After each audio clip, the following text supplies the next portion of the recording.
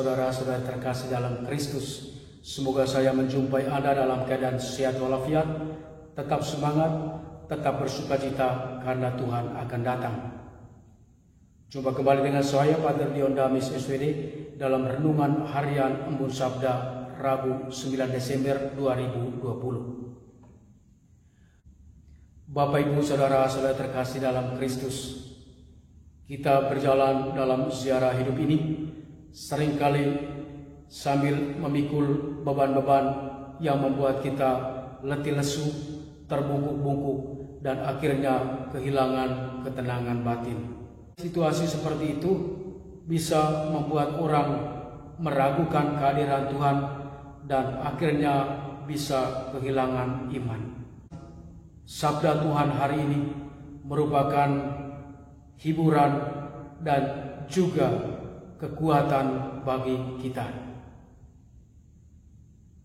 Orang-orang Israel di pembuangan Babylon merasa kecewa, merasa ragu akan kuasa dan kehadiran Tuhan di tengah penderitaan yang mendera hidup mereka.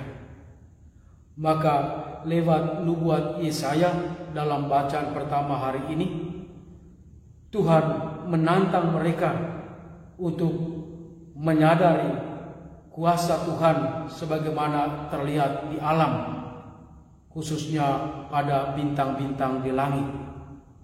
Selain itu, Tuhan berjanji akan memberikan kekuatan kepada yang lelah dan semangat kepada yang tak berdaya. Dia memberikan jaminan bahwa orang-orang yang menanti-nantikan Tuhan akan mendapat kekuatan baru seperti burung Raja Wali. Pada zaman Yesus ada begitu banyak orang yang letih lesu dan berbeban berat. Dan pada umumnya mereka adalah orang-orang kecil, rakyat biasa atau rakyat jelata, dan para pendosa.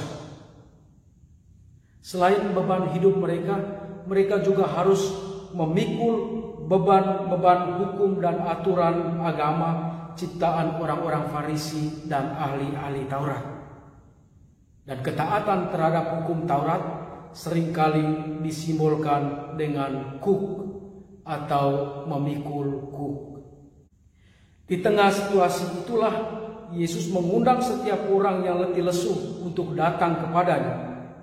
Ia menawarkan kelegaan, yaitu kesegaran atau penyegaran atau kekuatan. Orang akan mengalami kelegaan jika memikul kuk milik Yesus. Dalam hal ini kita bisa mengerti kuk dalam dua tafsiran. Yang pertama, kuk bisa berarti sabda atau ajaran-ajaran Yesus. Namun ada makna lain di sini jika kita melihat arti kata kuk itu sendiri. Dalam dunia pertanian pada zaman Yesus atau mungkin pada zaman ini, kuk itu merupakan alat pertanian yang dipasang pada dua binatang untuk menyatukan dua binatang sehingga bisa berjalan bersama atau beriringan ketika membajak. Kalau kita mengerti kuk dalam arti ini, maka undangan untuk memikul kuk Yesus berarti undangan untuk bersama-sama Yesus memikul beban-beban hidup kita. Atau dengan kata lain, merupakan tawaran dari Yesus untuk bersama-sama kita memikul kuk atau beban hidup kita. Nah, Bapak Ibu saudara-saudara terkasih, Yesus juga mengundang setiap orang yang letih lesu dan berbeban berat untuk belajar padanya, untuk mendekatkan diri, untuk merendahkan diri, dan menyerahkan diri pada pimpinannya. Belajar pada Yesus menyenangkan karena dia lemah lembut dan rendah hati. Dan seluruh proses ini mengantar kita pada ketenangan yang sejati. Bapak Ibu saudara-saudara terkasih, Sabda Tuhan hari ini sungguh meneguhkan dan menghibur kita. Tuhan memberikan jaminan bahwa Dia selalu ada bersama kita. Bahwa di tengah kesulitan, tantangan, dan di tengah situasi berat karena memikul beban-beban hidup kita, Tuhan ada bersama kita. Tuhan siap memberikan kekuatan kepada kita, dan lebih daripada itu, Tuhan Yesus siap memikul beban hidup kita bersama kita. Apakah kita mau percaya pada janji ini? Lebih daripada itu, apakah kita mau datang kepada Tuhan sendiri? Mau menerima undangan Tuhan yang disampaikan lewat sabdanya hari ini?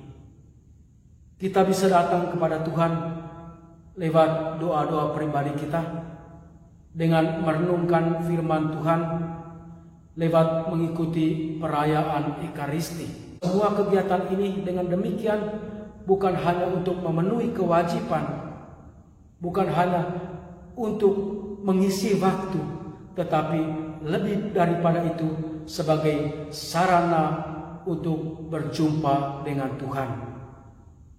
Semoga selama masa Advent ini kita semakin membuka hati terhadap undangan Tuhan, semakin percaya pada janji-janji Tuhan.